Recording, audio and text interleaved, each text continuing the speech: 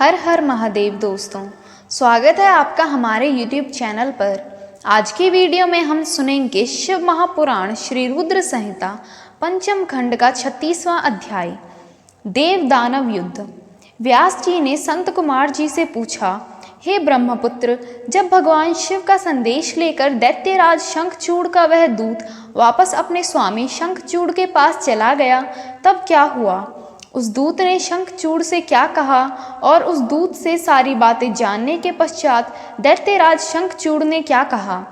हे महर्षि, कृपा करके इस संबंध में मुझे सविस्तार बताइए। व्यास जी के प्रश्न को सुनकर संत कुमार जी बोले, हे महामुनि, उस दूत ने अपने स्वामी शंखचूड़ के पास जाकर उसे भगवान शिव से हुई सारी बातें बता दी। शिवजी की कही बातें सुनकर शंखचूड़ और अधिक क्रोधित हो उठा और उसने अपनी विशाल दैत्य सेना को तुरंत युद्ध के लिए चलने की आज्ञा प्रदान की। दूसरी ओर भगवान शिव ने भी अपने गणों और देवताओं को युद्ध भूमि की ओर प्रस्थान करने के लिए कहा। देवताओं और दानवों दोनों की सेनाएं पूरे जोश और साहस के साथ लड़ने हेतु तत्पर होकर आगे बढ़ने लगी। दानवों की सेना में सबसे आगे शंखचूड़ था और दूसरी ओर देव सेना में त्रिलोकनाथ भगवान शिव सबसे आगे चल रहे थे। दोनों सेनाएं अपने स्वामियों के जय घोष के साथ आगे बढ़ रही थी। उस समय चारों ओर रणभेरियां बजने लगी। कुछ ही समय पश्चात देवता और दैत्य आमने सामने थे।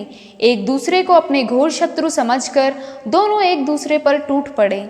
भयानक युद्ध होने लगा। हर ओर मार काट, चीख पुकार मची हुई थी। युद्ध का दृश्य अत्यंत हृदय विदाकृत था।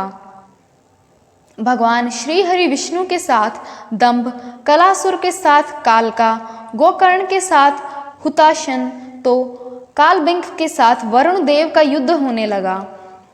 सब युद्ध करने में मग्न थे, परंतु भगवान शिव तथा देवी भद्रकाली अभी तक ऐसे ही बैठे थे।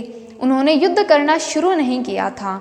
उधर दैत्यराज शंखचूड़ भी युद्ध का दृश्य देख रहा था। उस समय युद्ध अपने चरम पर था। दोनों सेनाएं घमासान युद्ध कर रही थीं। सभी बड़ी वीरता से लड़ रहे थे और युद्ध में अनेक प्रकार के आयुधों का उपयोग कर रहे थे। कुछ ही देर में पृथ्वी कटे मरे और घायल योद्धाओं से पट गई। ओम नमः शिवाय।